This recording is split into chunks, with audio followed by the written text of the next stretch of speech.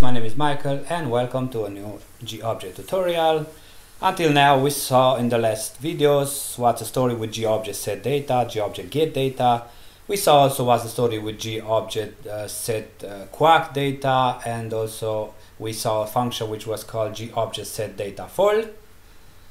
And now it is time for you to learn a new function which I kind of introduced in the last video. There is also a function called GObject set data quark data fold. Now if you follow the GObject set data fold, if you didn't, then please go to that one first, because I'm not going to talk too much about this one. I'm not going to show you too much example or too many examples of working with this function, because everything which I showed you with the other one, I'm repeating myself, with the GObject set data full, it is applying to this one. But I'm just going to use only one example to show you that this function exists and it is here for you to be used. So for this I'm going to call this function. This function basically it is the same like GObject set quark data. It needs an object, a quark, and a data. Object, quark, and the data, and the last one a GDestroy notify, which is of course a function which should be called once that the object gets destroyed or finalized, whatever. So for this I'm going to copy this one, and the next thing which I'm going to do, I'm going to after that I'm going to call this function. So basically I'm going to take use of the same quark like in the last video, but with some modification. At this point we need of course the quark and the button.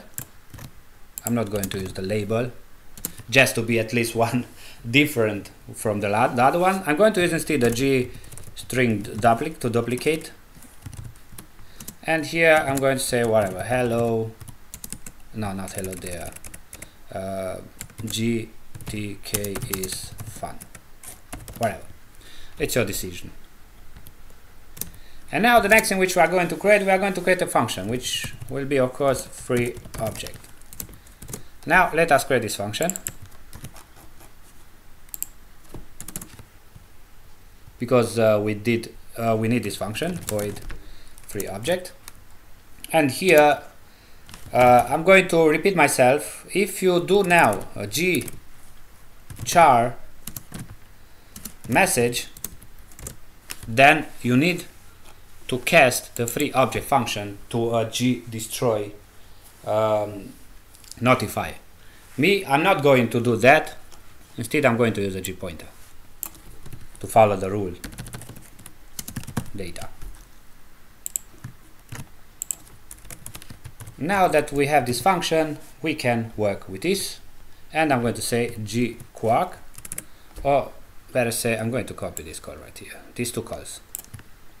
No, I don't need so. And the message was GTK is fun.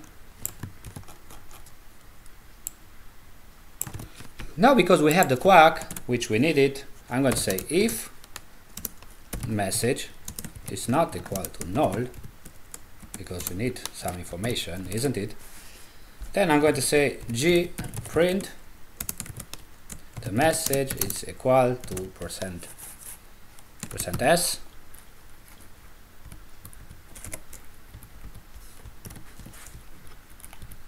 and of course what do we need? We need a message, and the message we are going to get it right now, gchar message, and we are casting the data to the gchar message. Now because we have the message, the next thing which we need after we print it, we need to free it.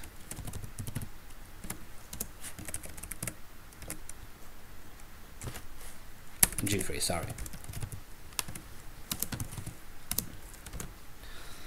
Now let us compile it and run it.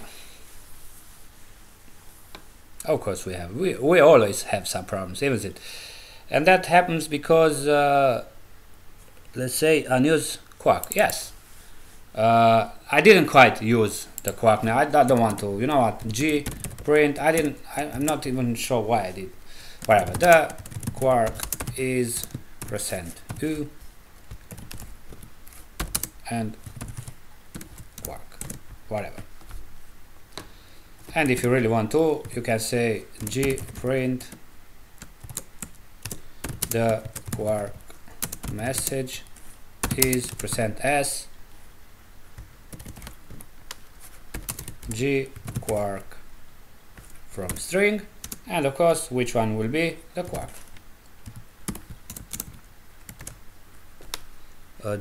Not from, sorry, to string, because we need to put the quark inside the string. And now if I compile it and run it, it should work fine. And as you can see, if I'm going to close the program, it says message is GTK is fine, the quark is 1532, and the quark message is GTK is fine. Anyway, you already know that if we try to print the quark inside the main after we create it, right here, it should be the same like in the callback function. And it is quite not, isn't it? The quark is 1455 and the quark is 1532. You see, we have different quarks.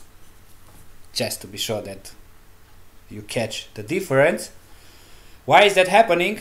Well, because the quark which we are getting from string, it is from GTK is fun, and we didn't got the quark which we are passing it from here, which is hello there.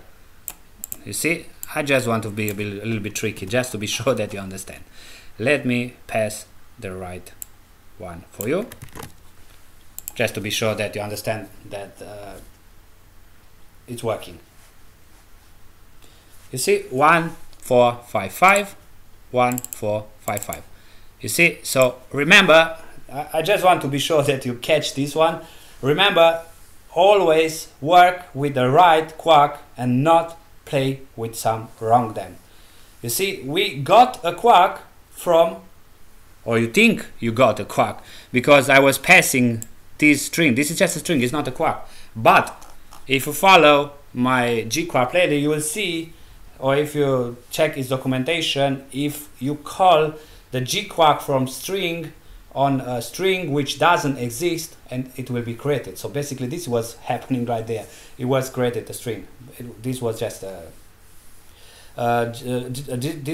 trap for you to be sure that you check for sure what I'm doing here. But I'm sure if you check the gquark playlist, then you do understand what exactly happened here. So remember, gquark works with all kind of strings.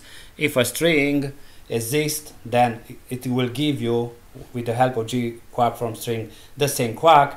But if you pass a wrong one or another one different which doesn't exist, then you find yourself with a different quark, like me, or we in this case, because me, I was providing the GTK is fun instead of hello there.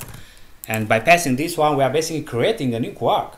And having now a new quark, it is different from the main, isn't it? Because the main says 1455 and the callback function says 1529, which is another quark. Okay? I hope you understand it.